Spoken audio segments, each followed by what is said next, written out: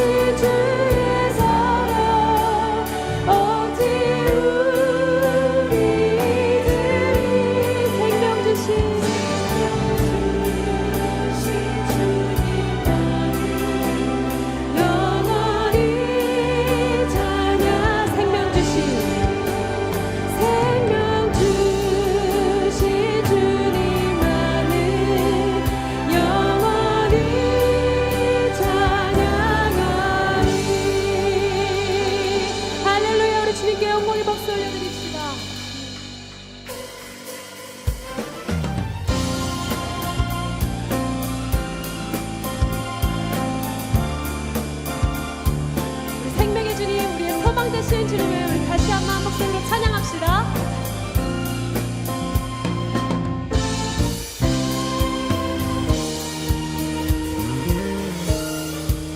슬픈 마음 있는 사람 예수 이름 믿으며 영원토록 변함없는 기쁜 마음 얻으리. 슬픈 마음 있는 사람 예수 이름 믿으며 영원토록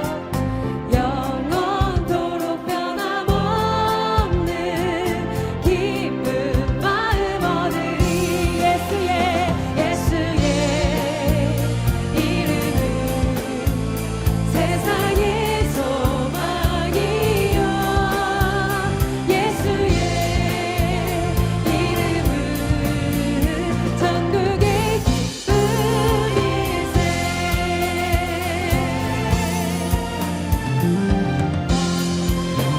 존귀하신 주의 이름, 존귀하신 주의 이름 우리 기쁨 되도다.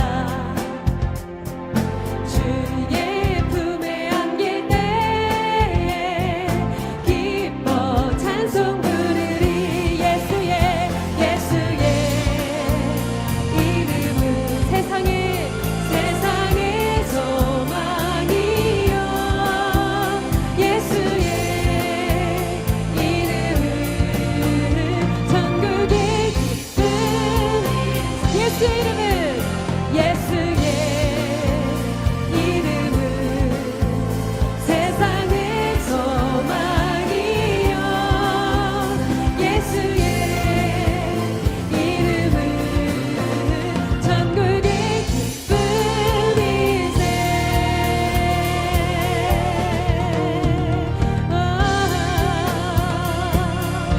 우리 주님께서 우리의 소망 되심을 믿으십니까? 아멘. 우리 다 같이 한 번 더 찬양하며 나아갑시다. 우리 갈 길 당한 후에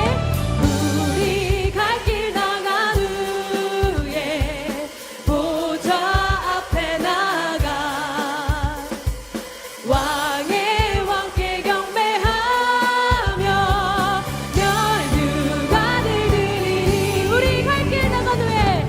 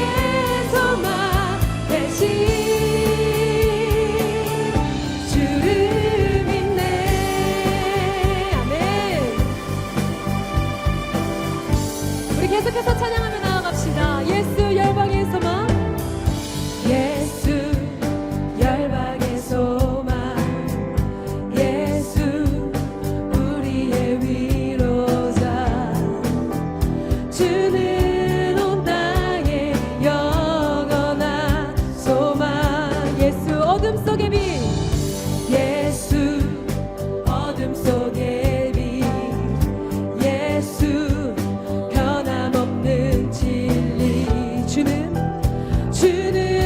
온 땅에 빛이 되시네 우리 위해 죽으시고 다시 생명의 주 우리 위해 죽으시고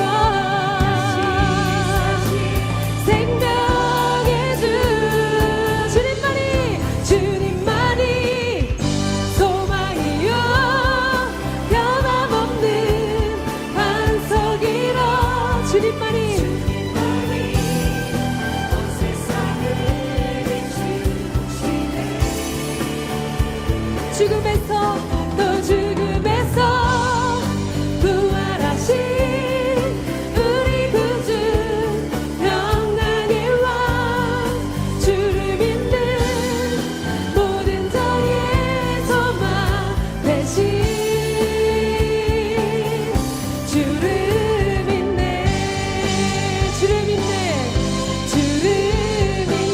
마지막으로 주를 믿네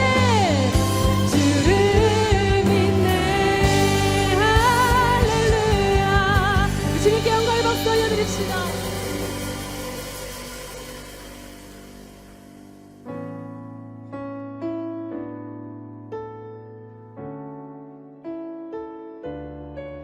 우리 여전히 그 자리에 계시는 주님을 찬양합시다.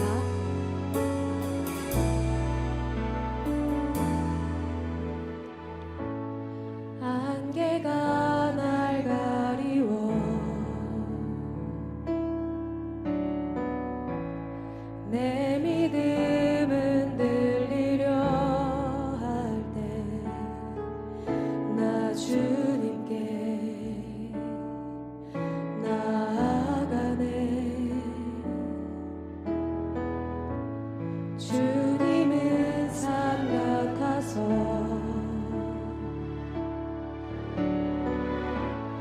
여전히 그 자리에 계셔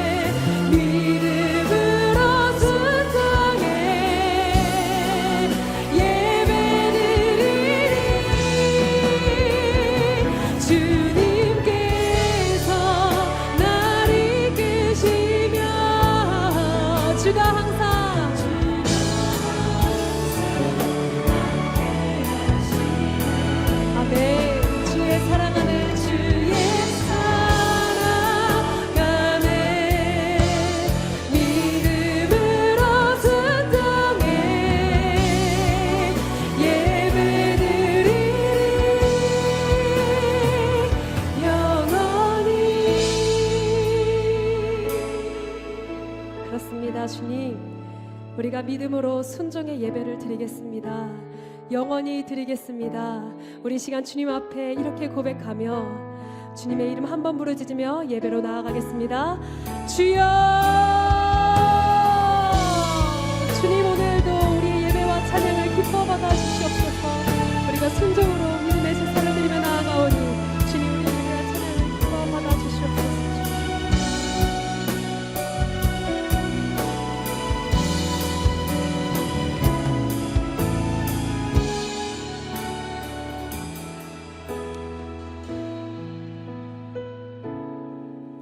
여전히 하늘 보좌에 계시며 우리를 사랑과 은혜의 자리로 불러주신 주님 앞에 우리가 주님의 그 사랑을 힘입어 믿음으로 순종의 예배를 드리며 나아갑니다. 하나님, 이 시간 가운데 임재하여 주시고 하나님과의 친밀하고 신령한 교제가 있는 복된 예배 되게 하여 주시옵소서. 오늘도 나의 나 된 것이 오직 하나님의 은혜임을 고백하고 나에게 믿음 주심에 감사하며 주님 앞에 예배함으로 나아가오니 이 예배 가운데 하나님의 놀라운 은혜가 부어지며 우리의 인생 가운데 새 일을 행하시는 하나님의 능력을 경험하는 복된 예배 되게 하여 주옵소서. 오늘도 예수님만 나타나고 예수님만이 우리의 주인이 되심을 고백하는 복된 예배가 되기를 간절히 소원하오며 예수님의 이름으로 기도하옵나이다. 본문이 지난주 본문과 중복이 되죠. 참, 말씀 전에 우리 장로님들은 예배 마친 후에 잠깐만 새가족실에 모여주시기를 부탁드리겠습니다.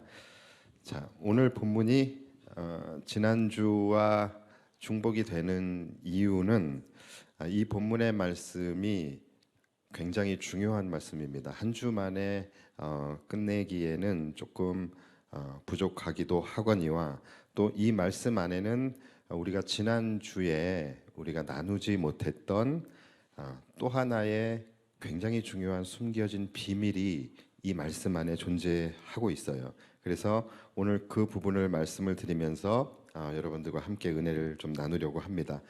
예수님께서 제자들에게 사람들이 나를 누구라 하느냐 이렇게 물으셨을 때 제자들이 뭐라고 대답을 했습니까?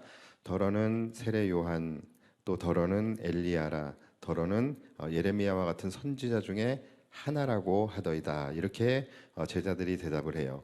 자, 이 말씀을 들은 예수님께서 질문을 바꿔서 다시 하시죠. 자, 이 질문이 중요한 거예요.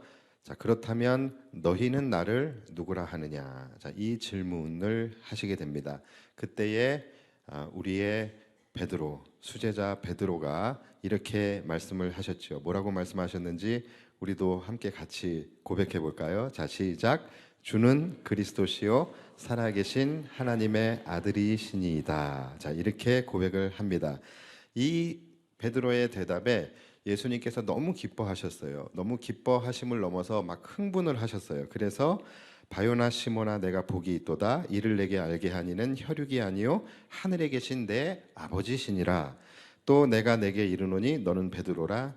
여기가 중요합니다. 내가 이 반석 위에 내 교회를 세우리니 음부의 권세가 이기지 못하리라. 이렇게 말씀을 하세요.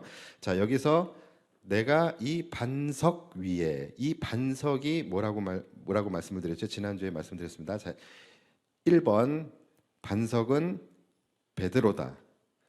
2번 주는 그리스도시요 살아계신 하나님의 아들이시니다라고 말한 베드로의 신앙 고백이다. 자, 1번, 2번. 1번이라고 생각하시는 분, 지금 일어나셔서 카톨릭으로 가시면 됩니다. 자, 1번이 아니라 2번이죠. 주는 그리스도시요 살아계신 하나님의 아들이시니다라고 고백하는 신앙의 고백 위에 하나님의 교회가 세워지게 되는 것입니다. 따라서 교회는 건물이 아닙니다. 교회는 건물이 아니라 바로 이 고백, 이것을 자신의 신앙 고백으로 하는 자들의 무리가 바로 교회인 거예요. 그러니까 교회를 다닌다고 출입한다고 다 성도가 아니라 이것이 믿어지고 실제적으로 내 안에서 이것이 믿어지고 이것을 나의 신앙 고백으로 할 수 있는 자들만 성도라고 할 수 있는 거예요.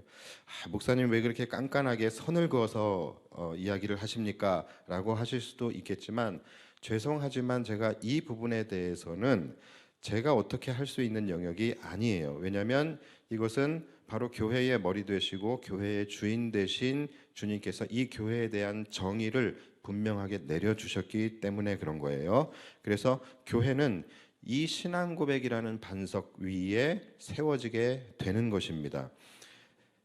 집은 반석 위에 세워져야지 모래 위에 세운 집은 어떻게 됩니까? 비가 내리고 바람이 불고 창수가 나면 무너져 버리게 되는 거예요. 우리의 신앙도 마찬가지예요. 우리 안에 하나님께서 예수님께서 교회를 세워 주시는데 어떤 터 위에다가 교회를 세우시냐, 우리의 믿음이 세워질 수 있느냐, 바로 이 신앙 고백의 터 위에 우리의 믿음이 세워져야 되는 것입니다. 그렇지 않게 되면은 우리가 살아가면서 비를 맞고 바람이 불고 창수가 나면은 우리의 믿음이 혹 무너져 버릴 수밖에 없게 되는 거예요. 그래서 실제적으로 많은 성도들이 살면서 여러 가지 어떤 삶의 비바람, 고난과 시련과 역경을 만났을 때에 믿음이 무너져 버리는 경우가 많이 있고, 또 우리가 잘 알듯이 코로나라는 창수를 만났을 때에 그 믿음이 무너져 버렸던 그런 성도들이 얼마나 많이 있었습니까? 그러니까 이게 맑고 화창할 때는 그냥 똑같습니다. 모래 위에 짓든 반석 위에 짓든 날이 좋고 화창할 때는 똑같아요. 그런데 비바람이 불고 또 창수가 났을 때에는 달라지게 되는 거예요. 모래 위에 지은 집은 여지없이 무너져 버리게 되는 것이고, 반석 위에 지은 집은 흔들리지 않고 무너지지 않고 견고할 수 있는 것입니다. 그래서 오늘 본문이 정말로 중요한 거예요. 혹시 여러분들 가운데 아직 내 안에서 예수님이 나의 왕이 되시고 예수님이 나의 구원자가 되심이 고백되어지지 않는다면, 오늘 베드로의 이 고백이 내 안에서 함께 나의 고백으로 동의되어지지 않으신 분이 혹시라도 계신다고 한다면 믿음을 달라고 기도하셔야 됩니다. 이것은 여러분들이 죽고 사는 문제예요. 그렇기 때문에 제가 꼭 선을 그을 수밖에 없는 거예요. 제가 이렇게 명확하게 여러분들에게 지금 말을 하지 않으면 여러분들은 그냥 편안하게 내가 믿음이 있는 줄 알고 그렇게 신앙생활을 할 수도 있겠죠. 그런데 나중에 우리는 언젠가는 주님 앞에 서야 하게 되는데, 그때에 주님께서 우리를 향하여 내가 너를 도무지 누군지 알 수 없다라고 말씀하신다면 그때 가서 어떻게 하시겠습니까? 나는 믿음이 있다, 나는 믿음이 좋다라고 생각하고 나는 구원의 백성이라고 의심하지 않고 그렇게 살았는데 나중에 그게 아니면 어떻게 되겠습니까? 그때는 방법이 없는 거예요. 그래서 여러분 그렇게 되게 하지 않기 위해서 제가 지금 분명하게 선을 그어서 말씀을 드리는 것입니다. 아직은 기회가 있기 때문에.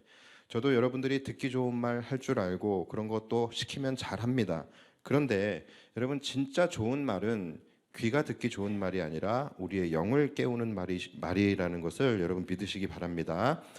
그래서 제가 지난주에 여러분들에게 말씀을 드렸지만 너는 나를 누구라 하느냐, 여러분 우리는 이 질문 앞에 계속해서 서야 합니다. 제가 말씀드리는 건 계속해서 서야 한다라고 말씀을 드리는 거예요. 한 번만 쓰고서 내가 한 번의 고백으로 끝나는 게 아닙니다. 우리는 날마다 너는 나를 누구라 하느냐라는 예수님의 질문 앞에 서서 우리의 신앙 고백으로 대답할 수 있어야 된다라는 거예요. 왜냐하면 오늘 대답이 내일 달라질 수 있는 거예요. 그리고 실제로 그러한 분들이 꽤 있으십니다. 예수님께서 우리를 향하여 너는 나를 누구라 하느냐라고 하시는 그 질문에 주님은 나의 왕이십니다. 주님은 나의 구원자이십니다. 살아계신 하나님의 아들이십니다. 여러분 이렇게 믿음으로 고백하실 수 있으시겠습니까? 그렇다면 여러분들은 정말로 복 있는 사람들입니다. 그렇지 않다면 영적 위기감을 가지셔야 돼요. 그리고 이것이 믿어질 수 있는, 또 내 입술에서 고백되어질 수 있는 믿음을 달라고 여러분들 기도하셔야 됩니다. 그리고 매일같이 이 질문 앞에 서셔야 돼요. 오늘은 내가 믿음의 고백을 했지만 내일은 내가 믿음의 고백을 하지 못할 수도 있어요. 또 반면에 오늘은 예수님의 그 질문에 제자들처럼 쭈삣쭈삣하며 당황하면서 대답하지 못할 수도 있어요. 그러나 주님께서 믿음을 주시면 내일 우리는 베드로와 같이 담대하게 대답하게 될 수도 있는 것입니다. 그러니까 이 고백이 나의 고백이 될 수 있도록 믿음을 달라고 계속해서 기도하시면서 이 질문 앞에 계속해서 서셔야 돼요. 그리고 계속해서 고백하셔야 됩니다. 그런 의미에서 금찬기는요, 초신자들일수록 더 나와야 되는 거예요. 더 나오셔서 하나님 앞에 더 적극적으로 몸부림치는 기도를 하면서 믿음 달라고 기도하셔야 되고, 또 그때에 주님께서 부어주시는 그 은혜를 통하여 아, 정말로 주님 살아계셨군요. 주님은 나의 구원자시고 주님은 나의 왕이십니다. 이렇게 자신의 고백으로 터져 나올 때에 감동과 환희를 우리는 느끼게 되는 것이 되겠죠. 그러면 예수님께서 굳이 우리에게 말씀하지 않으셔도 우리가 압니다. 아, 내가 정말로 복된 사람이구나. 내가 정말로 복 있는 사람이구나. 이것을 깨닫게 되는 것입니다. 자, 예수님께서는 이 신앙 고백 위에 내 교회를 세우시겠다라고 말씀하시며 그 다음이 이제 음부의 권세가 이기지 못할 것이다라고 말씀을 하셨어요. 자, 이 말씀의 뜻을 우리가 지난주에 함께 나눴죠. 하나님의 교회, 예수 그리스도가 머리 되시고 예수 그리스도가 주인 되시는 교회는 결코 무너지지 않는다라는 거예요. 사단의 공격과 핍박이 있다 할지라도 교회는 흔들리지 않고 하나님이 끝까지 지켜주신다. 그래서 교회는 영원 무궁토록 왕성하여질 것이다. 자, 이것이 이 말씀의 뜻이라고 제가 지난주에 말씀을 드렸지요. 자, 다시 한번 여러분 믿으십니까? 예. 자, 그런데 자, 여러분 이 말씀 속에는 또 다른 해석이 존재하고 있다는 것을 혹시 여러분들 아십니까? 사실 제가 지난주에 말씀드렸던 그 해석은 이 말씀의 본질, 굉장히 중요한 교회의 본질을 제가 많이 순화시켜서 말씀드린 거예요. 자, 이 말씀에 대한 정확한 해석은 따로 있습니다.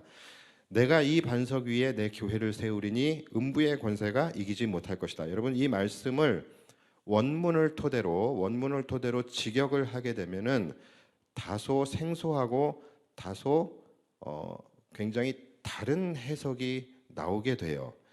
자, 우리가 지금 우리가 보고 있는 개역 개정 성경이죠. 개역 개정 성경에는 내가 이 반석 위에 내 교회를 세우리니 음부의 권세가 이기지 못하리라 이렇게 번역이 되어져 있어요. 그런데 다른 번역본을 좀 봤으면 좋겠습니다. 바로 새 번역본입니다. 새 번역 성경에 오늘 이 본문의 말씀을 제가 한번 읽어드릴게요. 한번 띄워주시겠어요? 예, 자, 이 새 번역 성경입니다. 나도 너에게 말한다. 너는 베드로다. 나는 이 반석 위에다가 내 교회를 세우겠다. 죽음의 문들이 그것을 이기지 못할 것이다. 자, 음부의 권세가 뭐로 번역이 됐습니까? 죽음의 문, 이렇게 번역이 됐어요. 이렇게 되니까 해석의 뉘앙스가 조금 달라지지 않습니까? 자, 하나 더 볼까요? 요즘 많은 교회에서 사용하고 있는 우리말 성경이라는 것이 있죠. 자, 우리말 성경 번역본도 한번 보겠습니다. 자, 읽어드릴게요. 너는 베드로다. 내가 이 반석 위에 내 교회를 세울 것이니 지옥의 문들이 이것을 이길 수 없을 것이다. 자, 여기서도 마찬가지 음부의 권세가 뭐로 해석이 됐습니까? 지옥의 문이라고 번역이 되어 있죠.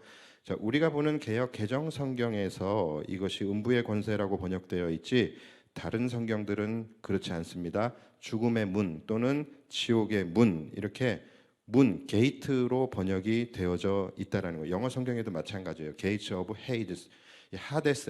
하데스가 뭐냐면 바로 죽은 자들의 나라거든요. 그러니까 지옥의 문인 거예요.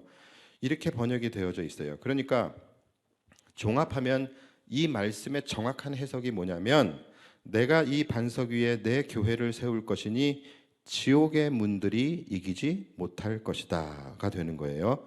자, 그런데 여러분 이렇게 해석을 하게 되면은 굉장히 해석하기가 어려워지고 이게 문맥이 좀 맞지 않는 것 같아요. 좀 표현이 어색한 것 같습니다. 그게 왜 그러냐면 바로 이 부분이 문으로 해석이 되어졌기 때문에 그래요. 자, 여러분 문의 용도가 뭡니까? 문의 용도는 그냥 들어가고 나가는 거예요. 그렇죠? 그런데 전쟁에 있어서 문의 용도가 뭘까요? 전쟁에 있어서 문의 용도. 총과 활은 전쟁에서 어떤 용도죠? 공격하는 용도예요. 그렇죠? 그러면 문은 무슨 용도입니까? 방어하는 용도예요. 그렇죠? 그래서 문빗장을 걸어 잠그고서 그러잖아요. 그러니까 문이라는 것은 방패의 용도를 의미하는 것입니다. 그러니까 이 말씀이 만약에 지옥의 칼이 이기지 못할 것이다라고 하면은 자연스럽게 해석이 돼요. 그런데 지옥의 문이 이기지 못할 것이다. 자, 이것은 좀 어색합니다. 왜냐하면 방패로 공격을 하는 사람이 어디 있어요? 그렇죠? 그러니까 자, 이것이 자연스러워져야 돼요. 이 문맥이 자연스러워야 되는데 자연스러워지려면 어떻게 해야 합니까? 어떻게 해야 될까요? 바로 공격의 주체가 바뀌어야 되는 거예요. 다시 말해서 사단이 교회를 공격하는 것이 아니라 교회가 사단을 공격할 때에 사단의 문, 죽음의 문, 지옥의 문이 견디어내지 못할 것이다 라는 것이 이 말씀의 제대로 된 해석인 거예요. 그러니까 우리가 원래 했던 해석, 음부의 권세가 이기지 못할 것이다. 자, 이것은 공격의 주체가 뭐예요? 음부의 권세, 즉 사단입니다. 그래서 이 사단의 권세가 교회를 공격할 때에 교회가 흔들리지 않을 것이다. 교회가 무너지지 않을 것이다. 사단에 의해서 교회는 끊임없이 괴롭힘을 당하고 공격을 받게 되겠지만 그러나 교회는 흔들리지 않을 것이다. 하나님이 끝까지 지켜주실 것이다. 이것이 우리가 했던 원래의 해석이에요. 자, 그런데 이 말씀에 숨겨져 있는 진짜 해석은 뭐냐면 그게 아니라는 거예요. 공격의 주체가 바뀌어야 되는 거예요. 사단이 교회를 공격하는 것이 아니라 바로 교회가 사단의 권세를 공격할 때에 마치 민수기에서 이스라엘 백성들이 가나안을 정복하기 위해서 진군하여 나가는 것처럼 마찬가지 교회가 사단의 왕국을 사단의 성읍을 공격하고 정복하기 위해서 진군하여 나아갈 때에 지옥문이 그것을 견디어내지 못하고 지옥문이 이기지 못할 것이다. 지옥의 문이 무너져 버릴 것이다. 이것을 말씀하고 계시는 거예요. 그러니까 이 구절은 사단의 왕국이 하나님의 나라를 공격하는 것에 대한 말씀이 아니라 하나님의 나라, 즉 교회가 사단의 왕국을 공격하는 것에 대한 말씀인 것입니다. 우리가 지금까지 알고 있었던 아무리 사단 마귀가 교회를 공격한다 할지라도 주님의 교회는 결코 무너지지 않는다. 이것이 아니라 그 반대라는 거예요. 교회가 사단의 나라를 무너뜨리려고 할 때에 사단의 왕국, 즉 지옥의 문은 견디어내지 못하고 무너져 버리게 될 것임을 예언해 주시는 말씀인 것입니다. 그리고 그래야지 맞는 거예요. 그리고 그래야지 지금까지 우리가 나누었던 이 마태복음의 흐름, 마태복음 말씀의 문맥을 같이 할 수 있는 거예요. 우리가 마태복음을 지금 계속해서 같이 나누고 있잖아요. 자, 여러분 마태복음의 전체 주제가 뭡니까? 마태복음의 전체 주제는 바로 예수님은 왕이시다예요. 그렇죠? 그래서 이 베드로의 고백도 뭡니까? 주님은 왕이십니다. 주는 그리스도시요. 그리스도시요가 뭡니까? 주는 왕이십니다. 주는 메시아이십니다. 주님은 이 세상의 권세를 다스리시는 분이십니다. 주님은 질병까지도 다스리시는 분이십니다. 주님은 사단의 권세가 주님 앞에 무릎 꿇고 굴복하는 주님이 모든 것을 다스리시는 왕이십니다. 이것이 마태복음 전체의 주제이고 오늘 베드로의 고백이었잖아요. 그렇죠? 자, 그런데 예수님이 세우신 그 교회가 밤낮 사단의 공격을 받고 그럴 때마다 교회는 막아내고 방어하고 그런 교회를 예수님께서 말씀하셨겠습니까? 아니면 사단의 왕국을 쳐부수는 교회가 되어야 한다라고 말씀을 하시겠습니까? 어떤 게 문맥에 자연스럽겠어요? 그렇죠? 그렇잖아요. 예를 들어서 세상에서 가장 강한 아주 초인적인 이 전투 병기로 훈련되어진 군사들이 있다라고 쳐요. 막 귀신도 잡는 막 그런 사람들 있잖아요. 이제 그렇게 훈련된 사람들이 있어요. 그래서 이들이 이제 전투를 앞두고 이제 출정을 하는데 그때의 지휘관이 딱 앞에 나와가지고서 뭐라고 이야기를 하겠습니까? 너희들은 그 누구도 이길 수 없는 너희들은 가장 강력한 군대이고 너희들은 어디에 침투하든지 너희들은 그곳을 쳐부수고 정복할 수 있을 것이다. 이렇게 얘기를 하지 않겠습니까? 그런데 그게 아니라 지휘관이 앞에 나와서 이제 너희는 맷집이 대단한 존재가 되었다. 너희들은 맞는데 최적화된 군사들이다. 너희들은 10대를 맞아도 흔들리지 않고 100대를 맞아도 무너지지 않을 거야. 이렇게 이야기하지는 않지 않겠습니까? 그러니까 물론 이 말 속에 너희는 어떤 공격도 막아낼 수 있어. 너희는 어떠한 강한 적도 너희를 무너뜨릴 수 없을 거야. 이 의미도 물론 그 안에 포함되어 있는 거예요. 그래서 지난주에 우리가 그렇게 말씀을 드린 거예요. 그러나 예수님께서 지금 이 말씀, 내가 이 반석 위에 내 교회를 세우리니 음부의 권세가 이기지 못하리라. 이 말씀의 방점은 뭐냐면 방어가 아니라 공격이라는 것입니다. 너희는 누구든지 이길 수 있고 그 누구도 너희를 막을 수 없어. 이것이 예수님의 말씀의 방점인 거예요. 우리가 해석해왔던 것처럼 사단이 일방적인 주도권을 가지고 계속해서 교회를 공격하고 교회를 때리고 괴롭히고 무너뜨리려고 하고, 그래서 교회는 언제나 수세에 밀려서 방어만 한다. 여러분, 교회는 그런 곳이 아닙니다. 교회는요, 만약에 그렇게 된다라고 하면 교회는 그냥 사단의 공격만 받고 그럴 때마다 때리면 맞고 그런 교회라고 한다면 어떻게 되겠습니까?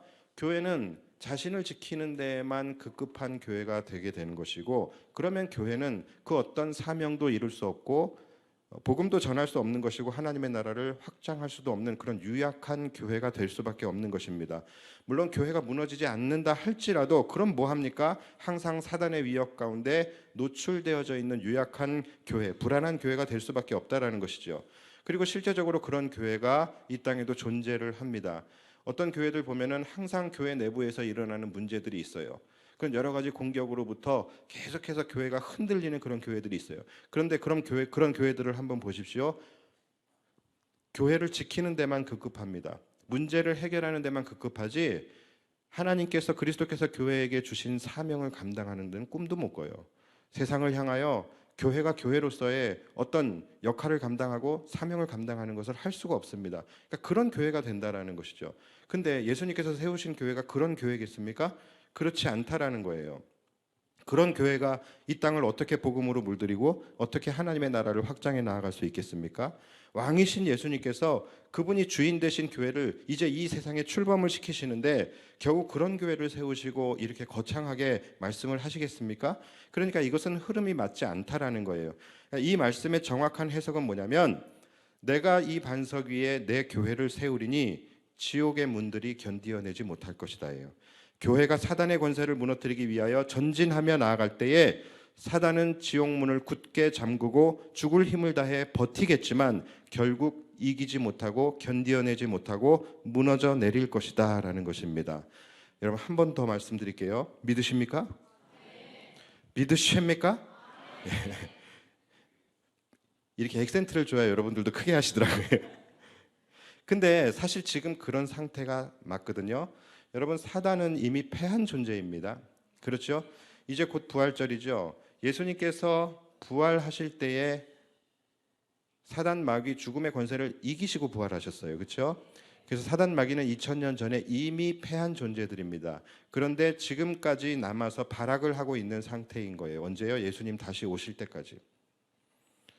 그러니까 지금 이들은 이미 패한 존재이고 실제적으로 이들은 힘이 없습니다. 그리스도의 교회가 밀고 들어가면 버티지 못하고 지옥의 문은 무너져 버리게 되어져 있다라는 것이죠.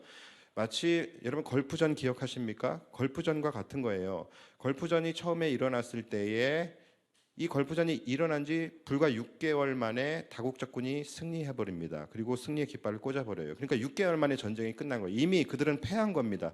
그런데 나머지 잔존 세력들이 이 탈레반들이죠. 여기 남아가지고서 여기저기서 테러를 일으키며 발악을 하잖아요. 그래서 6개월 만에 끝났던 전쟁이 막 10년 이렇게 계속 늘어지게 되지 않았습니까? 마찬가지예요. 지금 사단이 이런 존재들이라는 거예요. 그들은 이미 패한 자들이에요. 이미 전쟁은 끝났습니다.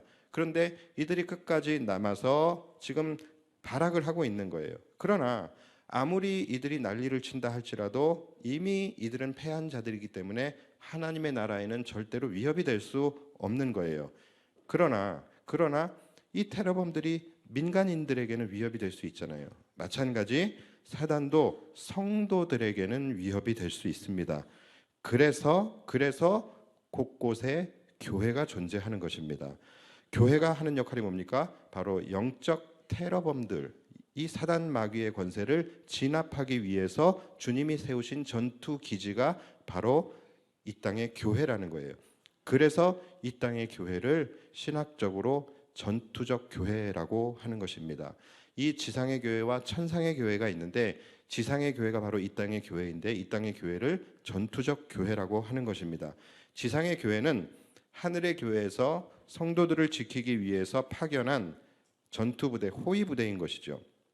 그래서 이 지상의 교회를 전투적 교회라고 하는 건데, 자, 그렇다면 교회의 역할은 뭡니까? 이 땅의 교회의 역할? 말 그대로 전투를 하는 거예요. 교회는 전투를 하는 곳입니다. 방어만 하는 것이 아니라 직접 사단의 나라에 쳐들어가서 지옥 문을 쳐 부수고 그곳에 억류되어져 있는 수많은 하나님의 백성들을 구출해서 나오는 것. 여러분, 이것이 교회의 사명이에요. 그것이 전투적 교회의 사명이에요. 그러니까 교회의 전투 무기는 뭡니까? 교회의 전투 무기. 우리는 총과 칼이 아닙니다. 교회의 전투 무기는 그리스도의 보혈로 무장된 성도, 그리고 바로 그리스도의 복음이 이 땅의 전투적 교회의 무기가 되는 것입니다. 그래서 우리는 복음 전파를 통하여 이 세상을 둘러싸고 있는 지옥의 문을 부숴야 하는 것이지요. 지옥의 문이 이기지 못하고 무너지게 될 때에 그때에 어떤 일이 일어나게 됩니까? 그 안에 사로잡혀 있던 죄인들, 바로 사단의 포로들이 그 열린 문을 통하여 쏟아져 나오게 되는 거예요. 지옥의 문이 부서지게 될 때, 무너지게 될 때 그 안에 사로잡혀 있던 하나님의 백성들이 쏟아져 나오게 된다라는 것이죠. 그렇게 수많은 영혼들을 사단의 치하로부터 구해내고 벗어나게 하는 것, 그것을 우리는 전도와 선교라고 하는 것입니다. 그러니까 전도와 선교 역시 영적 전투인 것이죠. 마치 라이언 일병 구하기와 같아요. 그 라이언 일병 구하기를 하는 곳이 교회인 거예요. 우리가 어떻게 합니까? 한 영혼을 살리기 위해서, 한 영혼을 구해내기 위해서 얼마나 많은 희생을 치르고 얼마나 피 흘리기까지 싸우고 있습니까? 여러분, 그것이 교회가 하는 일이고 교회의 사명인 거예요.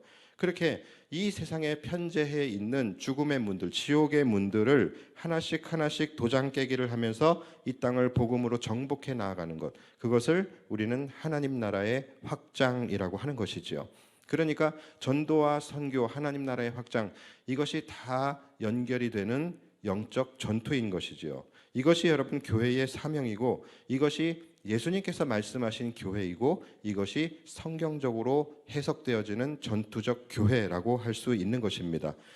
여러분, 교회인 우리들은요, 이제 더 이상 이렇게 유약한 마음 상태로 신앙생활을 해서는 안 되는 거예요. 교회는 전쟁 중입니다. 그래서 항상 교회는 교인들끼리만 서로 모여갖고서 서로 듣기 좋은 말만 하면서 서로를 바라보면서 당신은 사랑받기 위해 태어난 사람, 이 노래만 부르고 있어서는 안 된다라는 거예요. 교회는 여러분 목가적이고 낭만적인 곳이 아닙니다. 교회는 치열한 영적 전투의 현장입니다. 이 땅의 교회는 전투적 교회이고 이 땅의 모든 성도들은 하나님의 군사들입니다. 그래서 마태복음 12장 28절에 보시면 우리가 나눴던 말씀이잖아요. 뭐라고 말씀을 하십니까? 내가 하나님의 성령을 힘입어 귀신을 쫓아내는 것이면 하나님의 나라가 이미 너희에게 임하였느니라. 자, 이렇게 말씀하세요. 이게 무슨 말씀입니까? 예수님께서 말씀하시는 거예요. 내가 사단을 쫓아낼 수 있는 능력과 권세가 나에게 있다면 이곳은 이미 하나님의 나라가 되었다라는 것이죠. 무슨 말이에요? 주님께서 지옥문을 무너뜨리셨다라는 말씀인 거예요. 그래서 이어서 29절에 뭐라고 말씀하시냐면 사람이 먼저 강한 자를 결박하지 않고서야 어떻게 그 강한 자의 집에 들어가 그 세간을 강탈하겠느냐. 결박한 후에야 그 집을 강탈하리라. 자, 우리는 이 말씀을 이렇게 보시면서 굉장히 어색해요. 우리가 생각하고 있는 예수님의 이미지는 아니에요. 지금 이 말씀이 뭐냐면 먼저 강한 놈을 결박하고 때려 눕혀야지 그 다음에 거기를 정복할 수 있다라는 거예요. 이게 예수님이 하시는 말씀으로 우리가 이해하기에는 조금 어색하잖아요. 우리가 아는 예수님은 그런 예수님이 아니니까. 그런데 여러분들이 이상하게 생각하시는 그 해석이 바로 맞습니다. 예수님께서 그 말씀을 하신 거예요. 사람이 방어만 할 것이 아니라 먼저 강한 자를 타격해서 결박하지 않고서 어떻게 그 집을 정복할 수 있겠느냐라고 말씀을 하시는 거예요. 이것은 사단의 왕국, 사단의 나라를 두고 하시는 말씀인 것이죠. 그러니까 여러분, 예수님께서 사랑과 희생의 아이콘인 것은 분명히 맞아요. 그러나 그것은 여러분 오직 그분의 백성들에게만입니다. 바로 저와 여러분들에게만 사랑과 희생의 아이콘이 되시는 거예요. 죄와 위선과 사단의 권세에 대하여서는 예수님만큼 과격하고 살벌하고 무서운 분이 없으십니다. 그것을 여러분들 아셔야 돼요. 위선자 바리새인들에게 예수님이 어떻게 대하셨습니까? 이 독사의 자식들아. 그리고 귀신들은 어떻게 했습니까? 예수님 앞에 벌벌 떨었어요. 하나님의 아들이시여, 당신이 우리와 무슨 상관이 있습니까? 하면서 벌벌벌 떨잖아요. 예수님이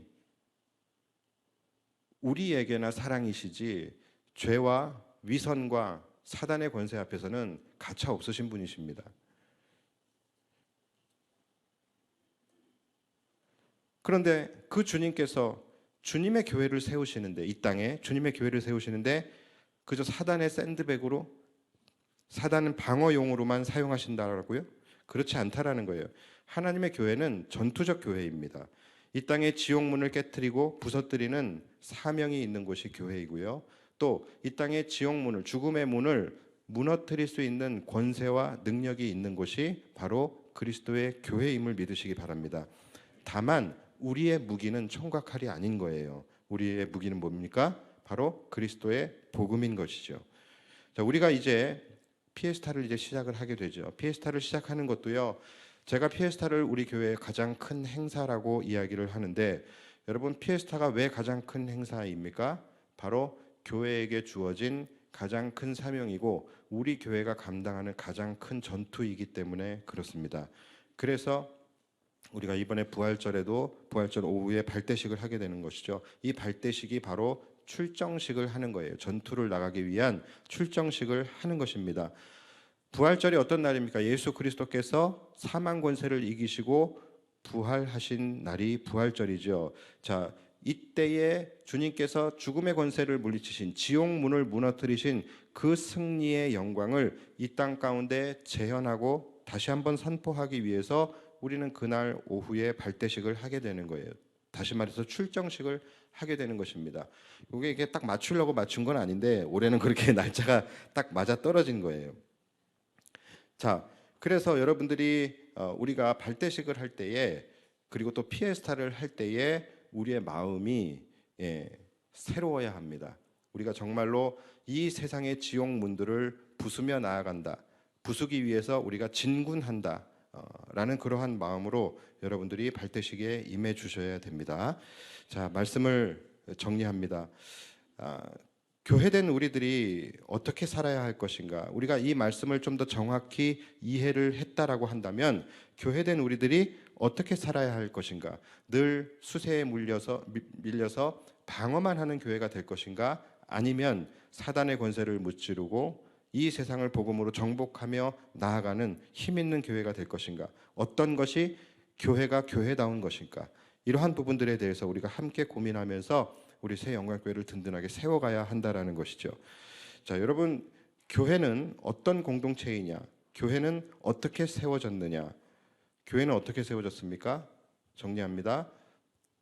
예수를 그리스도로 시인하는 자들. 그러니까 예수 그리스도가 나의 왕이시고 나의 구원자이시고 살아계신 하나님의 아들이심을 고백하는 그 믿음 위에 하나님의 교회가 세워지게 되는 것입니다. 자, 그래서 교회는 어떤 공동체이냐라고 했을 때에 교회가 어떤 공동체이냐, 이 질문에 한마디로 우리가 대답을 한다면 뭐라고 대답을 하겠습니까? 교회가 어떤 공동체입니까? 바로 예수를 고백하는 공동체예요. 그러니까 여러분들이 어렵게 정의 내리려고 하지 마십시오. 교회는 어떤 곳이냐?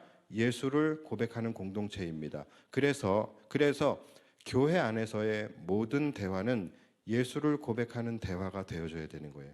그래서 제가 여러분들에게 등대 모임을 하든지 교회의 여타 다른 어떤 모임을 할 때에 다른 얘기하지 말고 세상 이야기 하지 말라고 말씀드리면서 무슨 얘기하라 그래요? 예수님 이야기하시고 하나님의 은혜 이야기하십시오라고 말씀을 드리는 게 그 때문이에요. 교회 안에서 이것이 교회의 정체성이, 예수를 주로 고백하는 것이 교회의 정체성인데, 교회 안에서 예수 그리스도를 고백하지 않는 공동체는 교회가 아닌 것입니다.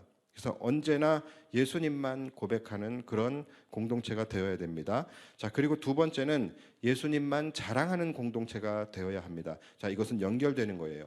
예수님만 고백하는 공동체는 예수님을 자랑하는 공동체가 될 수밖에 없는 것이죠. 그렇죠? 그러니까 예수님만 고백하는 공동체는 예수님만 자랑하는 공동체가 되게 되는 거예요. 이게 은혜스러운 교회와 은혜스럽지 않은 교회의 차이가 바로 여기서 나타나게 됩니다. 여러분, 은혜스러운 교회일수록 교회 자랑하지 않고 예수님 자랑합니다. 어떤 교회들은 보면은 많은 교회들이 건물 자랑하고 또 시설 자랑하고 또 목사님 자랑하고 또는 뭐 프로그램 자랑하고 또는 교인 수를 자랑하고 이런 것들을 자랑하는 교회들이 많이 있어요. 그렇게 따지면 우리 교회도 자랑할 게 없는 건 아니에요. 우리 교회도 자랑할 거 많이 있죠. 우리 교회 이쁘죠. 우리 교회는 또 건물이 이쁘고 또 우리 교회는 건물이 예쁜 교회입니다. 교회 자랑할 거 많죠. 3개나 되잖아요. 그렇죠? 그러나 우리는 그런 거 자랑하는 교회가 되어서는 안 되고 이 교회의 주인이신 예수님만 자랑하는 교회, 그리고 예수님만 고백하는 교회가 되어야 합니다. 그리고 마지막 세 번째, 오늘 말씀의 제목, 우리 교회는 전투적 교회가 되어야 합니다. 내가 이 반석 위에 내 교회를 세우리니 지옥의 문들이 이길 수 없을 것이다. 우리는 하나님 나라의 확장 사역, 이 사명을 우리는 가지고 있는 교회예요. 사단의 공격에 그저 방어만 하는 교회, 그냥 맷집 좋게 아무리 맞아도 흔들리지 않는 교회, 그런 교회에서 만족하는 것이 아니라 이 세상을 향하여 복음의 무기를 들고 세상을 향하여 전진하는 교회, 세상의 음부의 권세를 타파하고 지옥의 문을 날려버릴 수 있는 그런 교회가 되어야 된다는 거예요. 그래서 지금도 사단에 억류되어져 있는 하나님의 백성들이 얼마나 많이 있습니까? 구원받고 하나님께 돌아와야 할 하나님의 백성들이 얼마나 많이 있습니까? 그들이 돌아오기 위해서는 그들이 억류되어져 있는 지옥의 문을 부숴야 된다는 것이죠. 그리스도의 복음으로 그 문을 무너뜨릴 때에 그 열려진 문을 통하여 많은 하나님의 백성들이 주님께 돌아올 수 있게 되는 것이죠. 그리고 그것을 위해 부름받은 자들이 바로 우리고 우리 새 영광교회라는 것이죠. 그래서 우리는 이 사명을 감당하기 위해서 때로는 훈련도 받아야 하고 때로는 피 흘리기까지 싸우기도 해야 되는 것이죠. 그렇게 우리가 최선을 다하여 그 사명을 완수하는 그런 교회가 되었을 때에 우리 교회 가운데 사망 권세를 이기시고 승리하신 그 주님의 승리가 우리 새 영광교회 가운데 영광스럽게 재현되게 될 것입니다. 이 일을 위해서 힘을 다하여 힘쓰시는 우리 새 영광교회 모든 성도들이 되시기를 바라고, 또 그로 말미암아 우리가 언젠간 주님을 만나게 될 텐데 주님 만나는 그날에 영광의 면류관, 승리의 면류관을 받아 쓰시는 저와 여러분들이 되시기를 주님의 이름으로 축복합니다. 기도하겠습니다.